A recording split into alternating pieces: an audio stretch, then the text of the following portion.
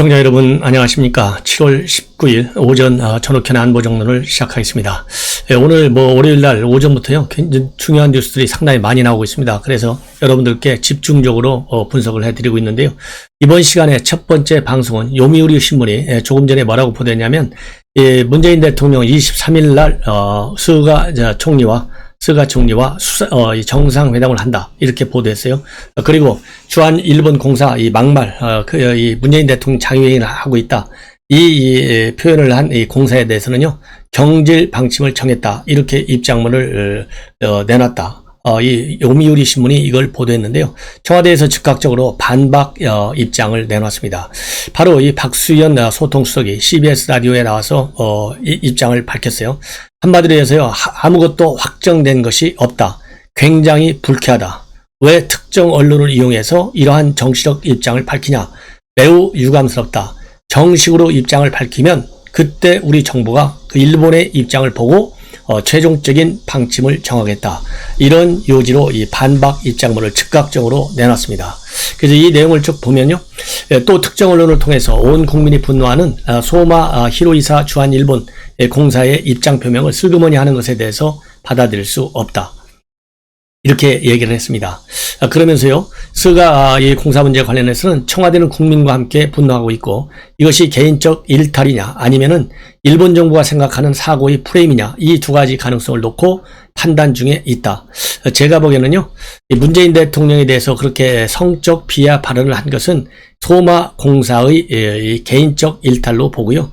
우리 한국 정부를 우습게 보는 것은 일본 정부의 공식적인 프레임으로 본다. 그렇게 생각하면 될 것 같아요.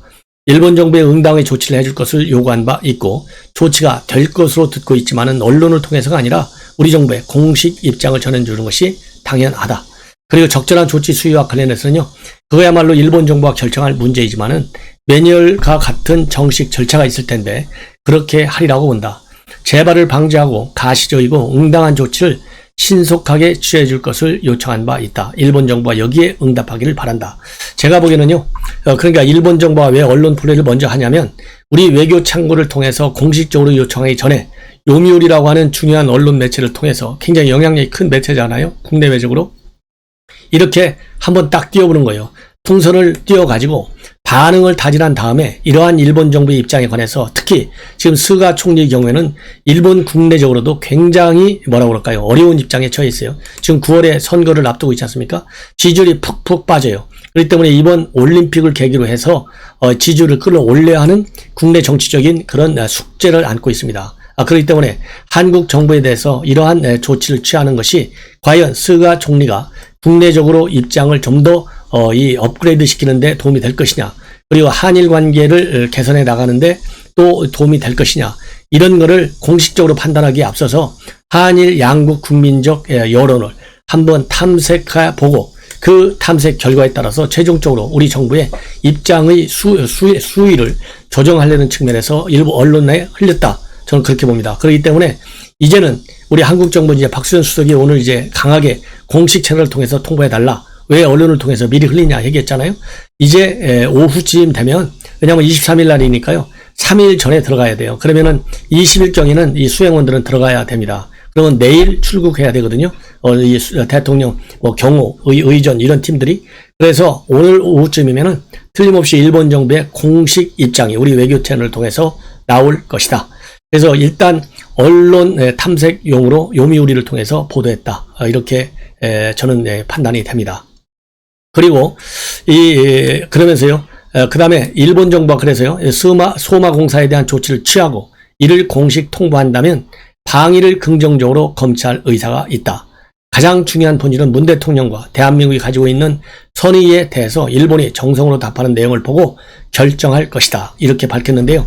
오늘 박수현 수석이 이렇게 일반 매체를 통해서 청와대 입장을 이렇게 표명한 이유는 바로 뭐냐? 우리 한국 정부와 일본 정부에 제시한 조건이 있을 거 아니에요? 다양한 수출 규제 조치를 철회하라. 그리고 또 위안부라든가 강제징용 문제에 대해서 전향적으로 입장을 밝혀달라. 이런 몇 가지가 있거든요. 그리고 일본 정부는 이 수출 규제 조치는 말로 이 지소미아, 이 군사정보 보호 협정과 관련해서 한국 정부가 원칙적인 입장을 좀 밝혀라. 이런 것을 지금 현재 파트 협상을 하고 있다 알려지고 있지 않습니까? 그래서 우리 측의 협상 레버리지를 확보하기 위해서 우리 국민적 분노가 이럴 때는요, 일본 정부 협상에 굉장히 유리한 이 촉매제가 되거든요. 그런 차원에서 이 박수현 수석이 언론 매체를 통해 청와대 입장을 다시 한번 밝혔다. 이렇게 해석이 됩니다. 자, 이제는 코로나 사태에 관련해서 말씀을 드리겠는데요. 어제 일요일 기준으로는요, 최다 이 확진자가 나왔습니다. 1252명이 나왔어요. 그래서 대단히 큰 이 확산 추세가 여전히 계속되고 있다. 이렇게 해석이 되고요. 그 다음에 청해부대 총 승주원이 301명인데요. 그 중에 247명, 전체 82%가 확진자로 지금 이제 확인이 됐습니다. 그래서 지금 현재 우리 공중급유기 2대가 현지로 출발해서 도착했고요. 빠르면 내일 오후 늦은 시간에 우리 승조원들을 전부 태운 공중급유기 2대, 그러니까 한 대는 확진자들을 태우고요, 한 대는 확진되지 않은 일반 정상적인 음성 판정을 받은 사람들이 타고 오는 것으로 그렇게 알려지고 있는데요. 자, 정말 얼빠지는 것이 장병 가족들이 지금 난리가 났어요. 열받아가지고. 왜냐하면 그동안에 뭐 열이 나서 또 이 감기 기운으로 이 폐렴 증세가 있다, 치료를 받고 있다, 이렇게 됐는데요. 겨우 해준 것이 현지에서 백신을 맞은 줄로 알고 있었는데, 알고 보니까 감기약을 복용한 장병들도 상당히 많이 있고, 그러다 보니까 아직 일주일이 됐는데도 불구하고 열이 안 떨어져서, 더군다나 현지는요, 이 중동 지역이니까 아덴만 서울보다 훨씬 더 독한 지금 무더위가 있습니다. 그래서 이 가족들이요, 감기약 줘놓고서 지금 무슨 소리냐 해서 굉장히 열받아 있다. 그리고 이 청해부대 34진이 지난 2월 달에 출항을 했는데요. 그때 간이 검사 키트만 가지고 갔는데, 이 간이 검사 키트는요, 초기 감비이 어려운 항체 검사만 가능한 키트라고 합니다. 그래서 항원 검사 키트가 개발되지 않아서 항체 검사 키트만 적재할 수밖에 없었다. 군이 그렇게 해명을 하고 있어요. 그런데 중요한 것은요, 뭐 개발이 안 됐으니까 어쩔 수 없다라는 측면이 있지만은 4월 우리 정부 당국에서 군을 접종할 때 이 청해부대 요원들, 해외에 나가 있는 우리 군인들에 대해서도 접종을 하지 않은 거. 그래서 이 대통령이 국군 통솔권자로서의 기본 헌법상 의무를 수행하지 않은 거, 이거는요, 법률적 판단까지도 받아야 되는 것이 아니냐라고 할 정도로 우리 국민을 분노시키고 있는 걸로 보이고요. 이 판에 서욱 장관은요, 이제야 장병들한테 안전한 복귀가 마지막 임무다, 이러한 서신을 보낸다고 하는데요. 이 불난집에 부채질하는 것 같습니다. 서욱 정신 똑바로 차리십시오. 예. 그리고요, 서울시에서는 8.15 광복절 기념행사가 이제 한 달 정도밖에 남지 않았는데요. 이 광복절 집회에 관해서는 진보 보수 장치를 막론하고 절대 집회를 승인하지 않기로 공문을 보낸 것으로 그렇게 지금 알려지고 있고요. 그럼에도 불구하고 개최할 경우에는 감염법 예방법에 따라서 벌금을 부과하고 확진자 발생 시에는 손해배상을 청구할 예정으로 있다, 이렇게 알려지고 있습니다. 자, 이제는요, MBC 그야말로 검은 유착 프레임 채널A 기자 무죄 판결을 받았지 않습니까? 그 후 폭풍이 만만치 않습니다.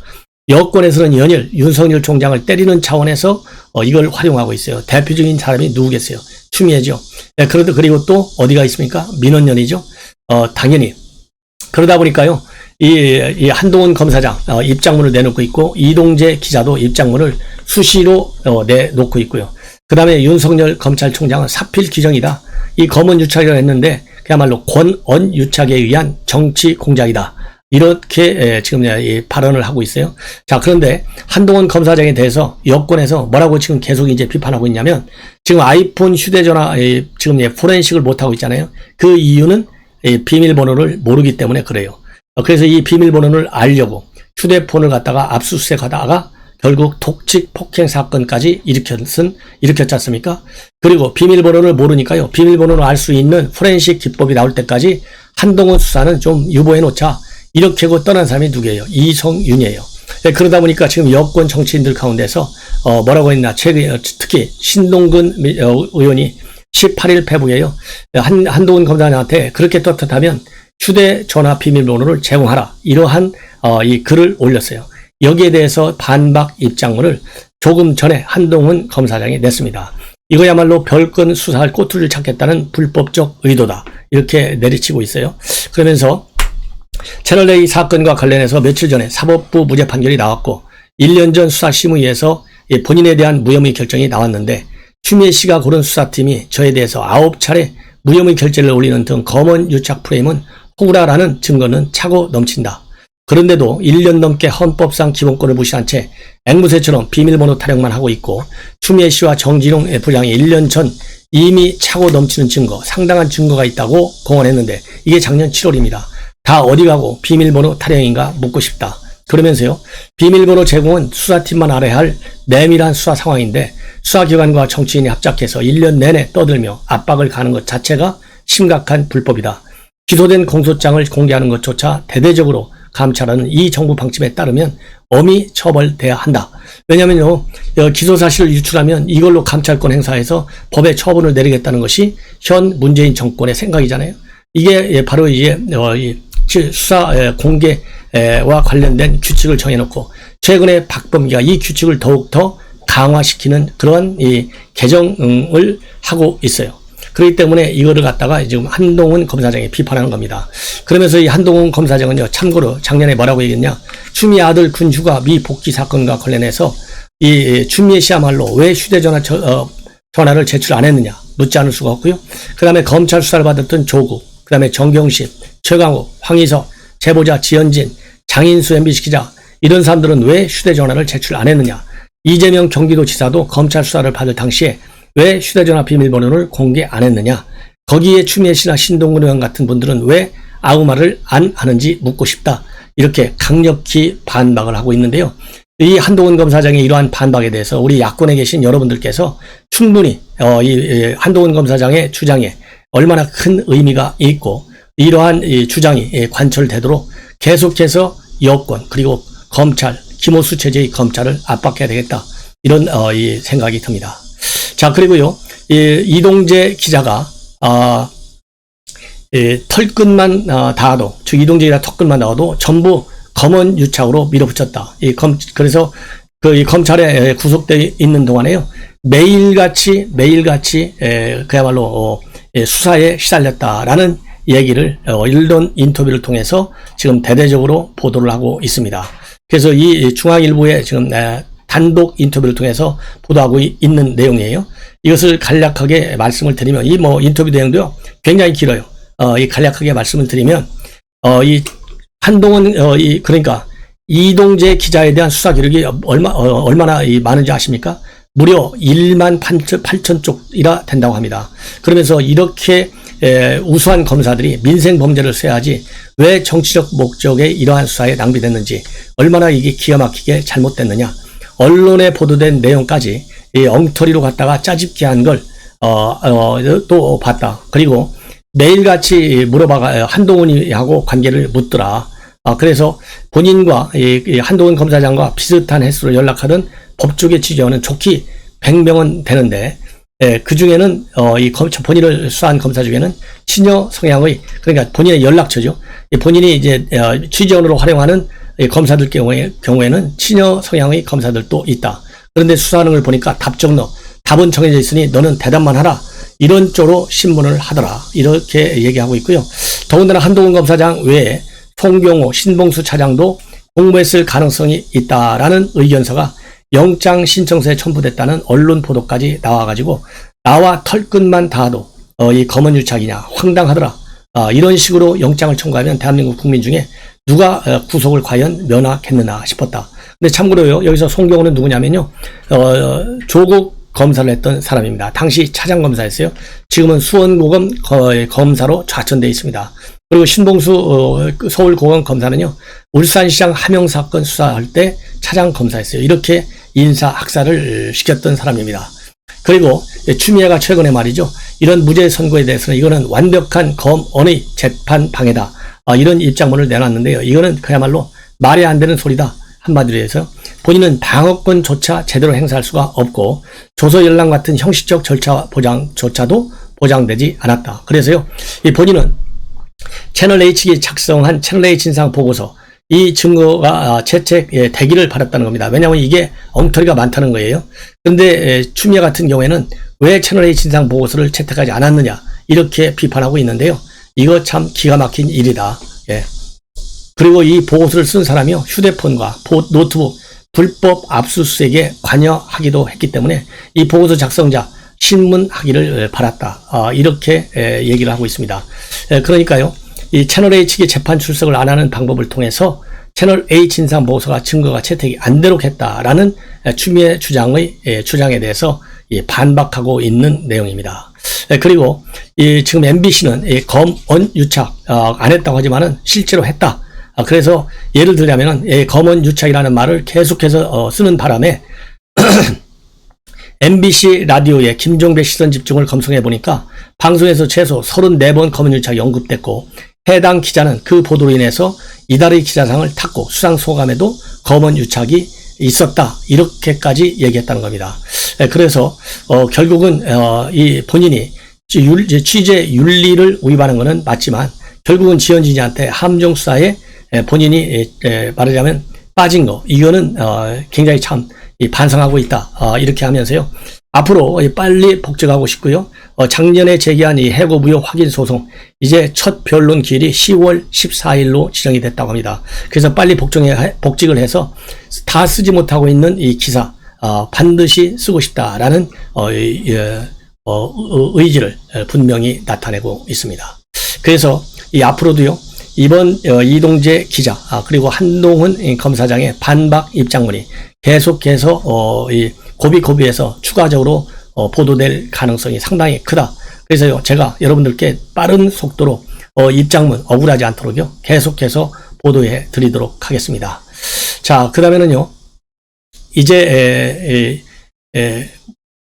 지금 MBC가 지금 이제 조선일보 보도를 보면요, 채널A 사건과 관련해서 자기네는 검언 유착이라는 프레임을 붙인 적이 없다, 그런 이름표를 붙인 적이 없다라고 반박하는 보도를 지금 계속하고 있는데요. 여기에 따라서 지금 조선일보에서는요, 4월 1일 MBC 뉴스데스크에서 처음으로 검언 유착이라는 단어를 썼고, 4월 2일 날도 이 취재 기자가 직접 스튜디오에 나와서 검사장 목소리 진실은 그러면서 검언 유착 취재 전말, 이런 내용을 보도를 했고요. 4월 3일 MBC 라디오 김종배 시선 집중에서도 이 검언 유착의 현직 검사장 이꼴 한동훈이라고 또 이 보도를 했고, 또 5월 달에 그래서 이러한 보도를 계기로 해서 MBC 보도국이 이달의 기자상을 신청하고 또 상을 받았는데, 그 수상 소감에서 검언 유착이 있었다, 이렇게 발표를 했고요. 그 다음에 박성재 사장도 작년 8월 5일날 페이스북을 통해서 이동재 한동훈 검언 유착 의혹에 대한 MBC 보도가 정치 공작에 의한 것처럼 호도하는 언론이 있다, 그렇게 입장을 밝히면서 MBC는 투명하고 정확하게 팩트 위주로 보도했다고 밝힌 바 있습니다. 그리고 지난 4월 달에요, 민원연에서는 채널A 검언 유착 사건 1년을 돌아보다 토론회에서 MBC 기자가 검언 유착 의혹 1년 누가 본질을 왜곡하고 있는가, 이런 주제로 발표까지 했어요. 자, 그래서요, 이러한 MBC 주장, 잘못된 주장을 두고 법조계와 정치권에서는 MBC가 검언 유착 프레임을 키우기 위해서 그 용어를 숱하게 사용하면서 이제 와서 딴소리를 한다, 이렇게 비판하고 있고요. 이 한동훈 검사장도 지금 발뺌 방송을 하고 있는데 국민의 기억력을 도대체 어떻게 보고 이런 이 발뺌 방송을 하느냐, 비판 입장문을 계속해서 내놓고 있습니다. 자, 시청자 여러분, 이것으로요, 이 본 방송을 마치고 또 중요한 정치권 뉴스를 계속해서 보도해 드리도록 하겠습니다. 시청자 여러분들께서요, 구독과 좋아요 꼭 눌러주시면 대단히 고맙겠습니다. 감사합니다.